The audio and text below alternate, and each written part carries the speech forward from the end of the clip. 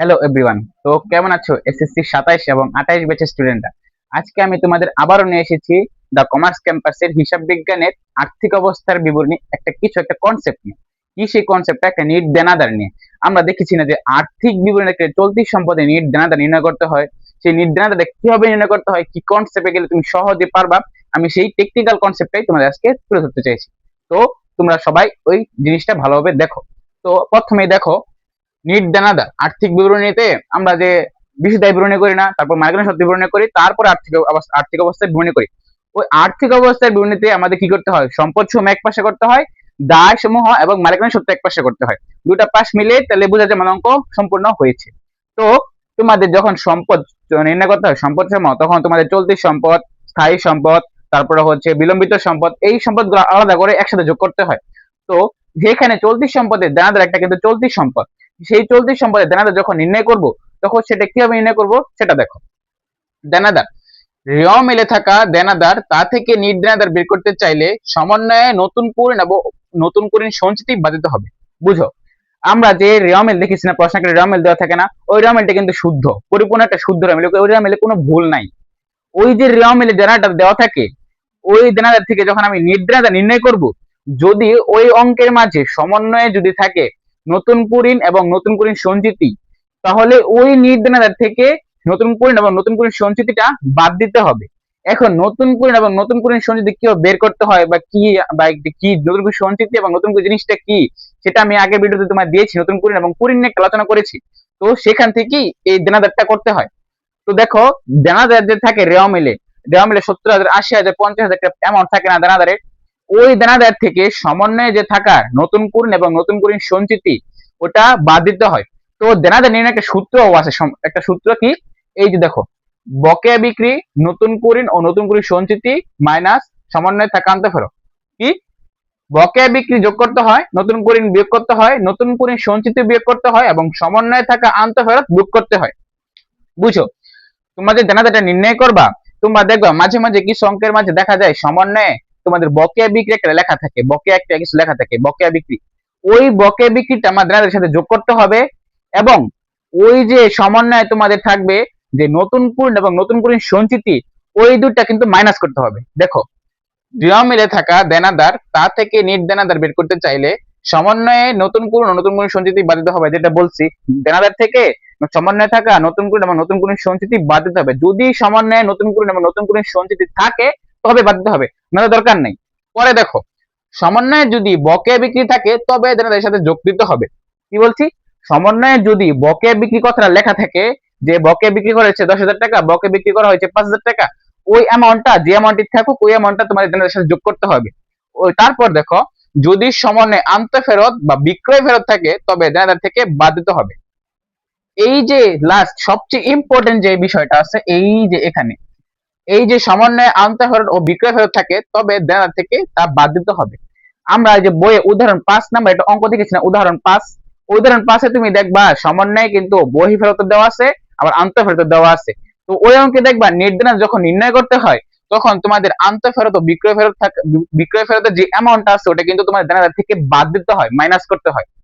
তো এই যে দেখো, তুমি যখন রেওয়ামেল থেকে দেনাদার, মানে রেওয়ামেলে থাকা দেনাদার থেকে যখন নতুন করে সঞ্চিতি বাদ দিবা, তখন দেখো তোমাদের এই যে একটা ফার্স্ট স্টেপ, তোমাদের দুটো স্টেপ কমপ্লিট। আর যদি তোমাদের সমন্বয়ে থাকে, সমন্বয়ে যদি থাকে বকেয়া বিক্রি, তবে বকেয়া বিক্রি যোগ দিবা।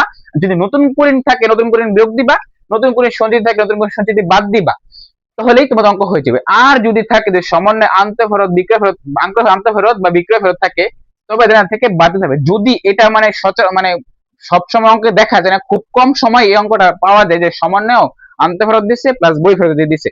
এটা শুধু উদাহরণ 5-ই আমি দেখছি, বা আমি যে বিগত বোর্ড গুলা দেখছি, বা আমি যখন ম্যাথ করছি তখন এই যে এখানে যে সমন্বয় আন্তঃফেরতের কথাটা বলছি, এটা কখন আমি দেখি নাই, শুধু ওই উদাহরণ 5 নাম্বার ম্যাথে আমি দেখছি।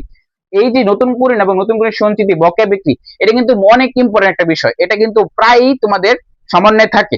তখন তোমার নির্ধারণ কিন্তু এভাবে বের করতে হয়। আমরা নির্ধারণ যখন বের করতে, যখন আমরা একটু পেস্ট লেগে ফেলি যে কি যোগ দিব কি বিয়োগ দিব, তো দেখো, যে রেওয়া মিলে যদি দেনাদার থাকে, সেই দেনাদার থেকে যদি সমন্বয়ে নতুন কুঋণ সঞ্চিতি থাকে, তবে সেটা মাইনাস করতে হবে দুটাই। আর যদি বকেয়া বিক্রি থাকে তো বকেয়া বিক্রি যোগ দিবা। আর যদি সমন্বয়ে আন্তঃফেরত কথাটা উল্লেখ থাকে, ওই আন্তঃফেরতের অ্যামাউন্টটা জাস্ট বিয়োগ দিবা। তাহলে তোমাদের দানাদার নির্দানাদার নির্ণয় হয়ে যাবে। বুঝতে পারছো না যে নির্দানাদার কিভাবে নির্ণয় করতে হয়? এই নির্দানাদার কিন্তু চলতি সম্পদে তোমাদের নির্ণয় করতে, দেখো চলতি সম্পদে কিন্তু নির্দানাদার আসে এবং দানাদারটা থাকে সবসময়, রেওয়ামিলের দানাদারটা থাকে। যে দানাদার যখন নির্ণয় করতে হয় তখন এই নির্দানাদারটা চলতি সম্পদে যাবে এবং এভাবে নির্ণয় করতে হয়। কিন্তু এখানে একটা প্রশ্ন আছে, প্রশ্নটা হচ্ছে কি, যদি তোমার নির্দানাদার যখন নির্ণয় করতে যাবা, একটা জিনিস ধরো তোমার নতুন করে নাচছে, নতুন করে সঞ্চিতি নাই, এখন কি করবো? নতুন করে সঞ্চিতি কোথেকে পাবো? নাই, তুমি বাদ দিবা না, শেষ। নতুন করে নাচছে, তুমি নতুন করে নিয়ে বাদ দিবা। নতুন করে সঞ্চিতি আছে, নতুন করে সঞ্চিতি বাদ দিবা। এই দুইটাই নাই, শুধু বকে বিক্রি আছে, বকে বিক্রি যোগ দিবা। এই তিনটা নাই, শুধু আছে সামান্য থাকা আন্ত ফেরত, এটা মাইনাস করে দিবা। মানে তোমার সূত্রের মাঝে যতটুকু কনসেপ্ট আছে তোমার ম্যাথে, অতটুকু কনসেপ্টটাই তুমি এই সূত্রে অ্যাপ্লাই করবা, ওই সূত্রের মাঝে তুমি চলে যাবা। তো দেখো এই যে ভিডিওটা দিছি এটা শুধু নির্দানাদার না, তোমাদের দেখো পাওনাদার কিন্তু উদাহরণ 5 দেখবে সেম, মানে সেম ভাবেই পাওনাদার নির্ণয় করতে হয়। কিন্তু পাওনাদার এই নতুন করে এবং নতুন করে সঞ্চিতি কোনো কিছু নেওয়া নাই, বা নতুন করে সঞ্চিতি কোনো কিছু দেওয়া থাকে না। শুধু একটা জিনিস দেখবা, তোমাদের সমন্বয় কিন্তু এই যে বলে দিচ্ছি, সমন্বয়ে যদি বহি ফেরত বা ক্রয় ফেরত থাকে তবে পাওনাদার থেকে তা বাদ দিতে হবে। দেখো যদি সমন্বয়ে তোমার বহি ফেরত বা ক্রয় ফেরত থাকে তবে সেটা পাওনাদার থেকে বাদ দিতে হবে। যখন তুমি চলতি দায় নির্ণয় করতে যাবা, নিট পাওনাদারে যাবা, তখন এই কনসেপ্টটা তোমার করতে হবে। কিন্তু এই কনসেপ্টটা যখন করবা, এটা কিন্তু সবসময় পরীক্ষায় আসে না। পাওনাদারের সঠিক নিট পাওনাদারটাই তোমার রেওয়া মিলে দেওয়া থাকে। কিন্তু তুমি একটা জিনিস খেয়াল করবা, যখন তোমার রেওয়া মিলে ধরো এই যে বকে বিক্রিটা আছে না, এটা ধরো তোমার বকে বিক্রি আছে কিন্তু এটা তোমার সমন্বয় নাই, রেওয়া মিলে আছে। এখন কি করে, আমি কি এটা বাদ দিব?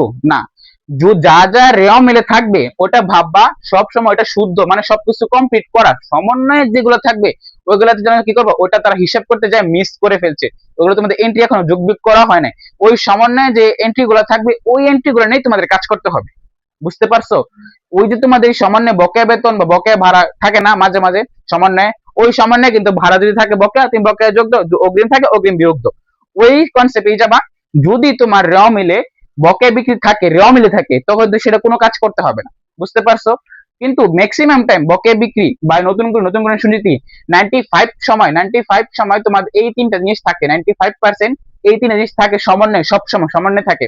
আর এই জিনিসটা মানে 5 থেকে 3% সম্ভাবনা এটা থাকার, কিন্তু এটা আমি শুধু উদাহরণ 5-এই দেখছি, অন্য ম্যাথে কোনো দেখি নাই।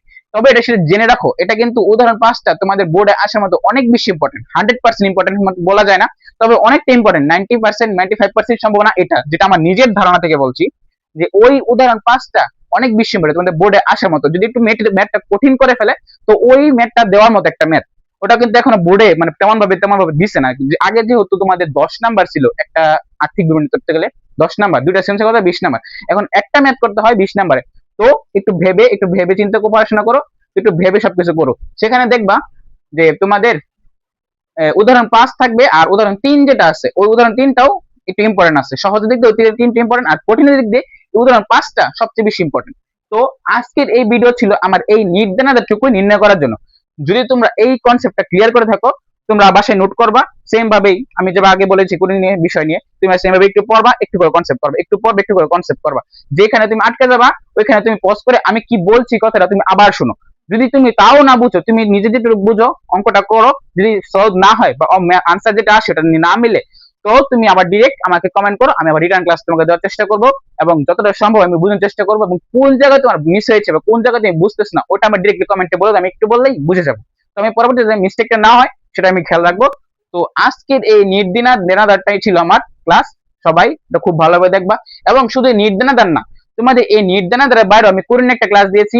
এখন দেখো উদাহরণ 5 একটা কনসেপ্ট আছে, ওখানে কি আছে যে বিমা সেলামি একটা কনসেপ্ট আছে, 2 বছরের জন্য লেখা আছে সমন্বয়। এখন আমরা অনেকে পেজ বুঝে কি করতে, অনেকে ম্যাক্সিমাম 90 স্টুডেন্টই 80% স্টুডেন্টই সেটা ভুল করছে। সেটা কিভাবে করতে হয় এটা জানি না, আমরা বুঝতেছি না কিভাবে করতে হয়, প্রত্যেকবারই ভুল হয়। আমি যখন করছি, আমি পরীক্ষার আগের দিন রাতে করছি, আগের দিন রাতে আমার ভুল হয়েছে, পরে এসে যখন মিলাইছি তখন দেখি এইভাবে করতে হয়।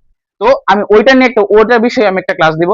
ওইটা যদি তুমি বুঝে থাকো, অগ্রিম বিমা সেলামি যেভাবে করছে ওটা বুঝলে তোমরা ওই রকম যতটুকু ম্যাথ আসবে, যতটা ম্যাথ আসবে সবগুলো ম্যাথ তোমরা পারবা। তো আজকের ভিডিও ছিল আমার এই পর্যন্তই। সবাই ভালো থেকো, আসসালামু আলাইকুম, থ্যাংক ইউ ভাই।